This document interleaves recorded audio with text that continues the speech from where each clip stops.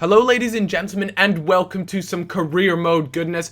We're back, and this time we have the Europa League final. It's come, and it's against Spurs. Now, if you guys remember in the last episode, I believe I beat Spurs something like 2-0 or something along those lines, and or it was 2-1 actually, I think, because Adebayor managed to pick a consolation goal up just in the 90th minute. So, judging off that, I figured, maybe I'm not that much of an underdog in this game, but regardless, it was a huge game, and it was the Europa League final, and it was incredible how much I wanted to win this game. The amount of effort I went into picking the correct team, really sorting out fitness, because recently the fitness has been terrible. I have this game and then a space and then another game and then another little break and then another game, which will be the final game of the season. So I had all this gravy shenanigans, but it was all down to this game. This could really just be the make or break of my season. As you can see at halftime, well, yeah, I was just receiving the dick pretty bad there, so I needed to make some changes.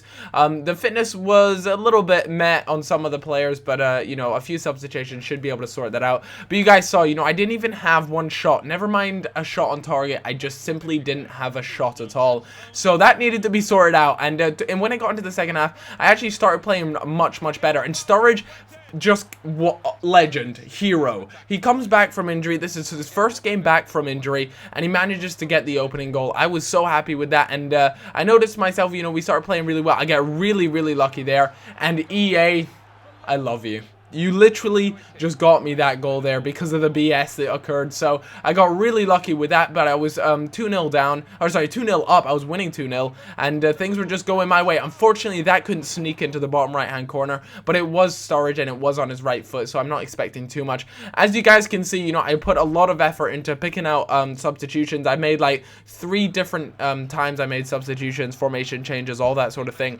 because winning this was so important to me. And like I said, Sturridge had just come back from injury. That was possibly one of the most important things, and one of the biggest keys to doing well in this game was the fact that I had Sturridge back in the squad. Borini and Aubameyang, they are good, but they aren't exactly, they aren't Sturridge and Aubameyang, put it that way. And as you can see, we end up winning 2-0, and that is a magnificent win for me. I was so happy with that, and they have not sort of had any sort of drugs. They're not running around super fast.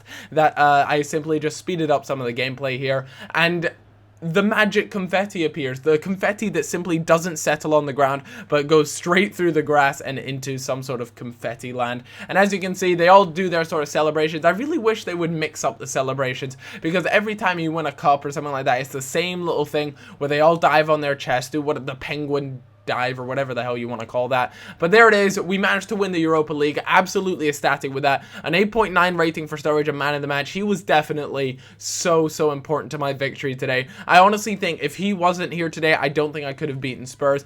And Joe Allen there, he actually played center attack in mid because Coutinho didn't have a lot of fitness. So I'm glad he stepped in, and he actually got a pretty good rating of 8.2 as well. So props to him for that. And Mvia played pretty well, but there is the tree. I had to beat Benfica, which was a really close tie. I ended up having to beat Marseille as well. I believe Marseille was a bit more of a battering, and I obviously had to beat Napoli as well.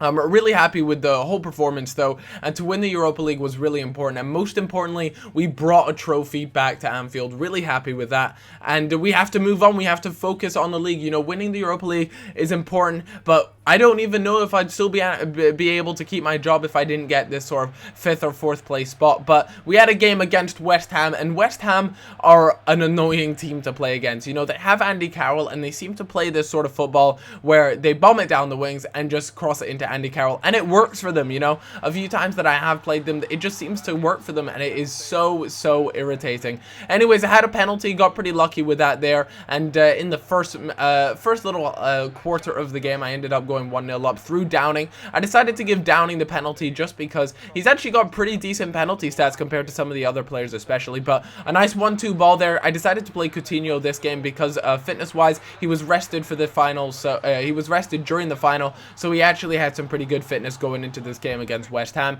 As you can see, that pays off as he gets an early goal there against West Ham there to make it 2-0, which was really important for me because the amount of times that I've gone 1-0 up and kind of just zoned out, not really paid too much attention to the game, and then they end up scoring and equalizing, and that's just happened too many times. So to get that extra goal cushion has been really important. Now, I'm not entirely sure what sort of touch that was whatsoever from Coutinho there, but it ends up thrown away, easy possession. I mean, that's probably where, you know, the team does like. Sometimes the first touch in the team is really quite dreadful, but they really just passed through my defense way too easily there. There wasn't enough pressure. They all had way too much space to run on the ball, do whatever they wanted, and in honesty, I just paid for it there, and they kind of made me look like fools there. The defense was completely split open, and props to Kevin Nolan there for finishing the goal, and overall, just really wanted to make sure that I do well, so I swapped to a 5-2-2-1 formation because picking up these 3 points over the next over this game and then my game against QPR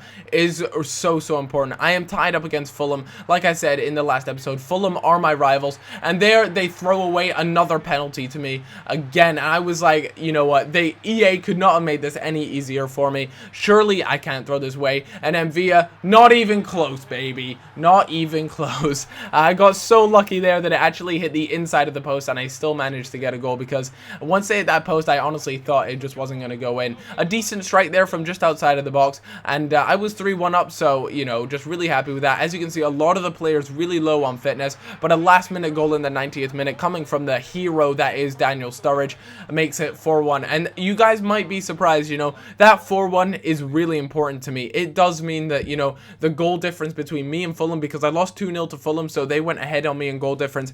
I believe that 4-1 victory over West Ham does mean I go ahead of them in the league, and it's only on goal difference, so I've got a better goal difference than them now, which is so important, but it does mean I have to do well in this game against QPR, otherwise I could become in 5th place. Literally, it all comes down to this game. I'm ahead of them in goal difference, but if I win this game, but I only win 1-0, and Fulham's last game is actually against Swansea, and they're, you know, they could easily win that game and win that game, you know, 4-5-0 or something like that. So if they manage to do that, I could actually end up coming in 5th place. It would be harsh, but it is very much a reality. And QPR are actually having a pretty good season this year, so it wouldn't surprise me if they really gave me a run for my money. But unfortunately, guys, it isn't going to happen this episode, as if you would like to see what happens in the game against QPR, and then be sure to click like. And if this hits, what, like, let's say 2,000 likes, I will upload another episode tonight, because I certainly have the gameplay,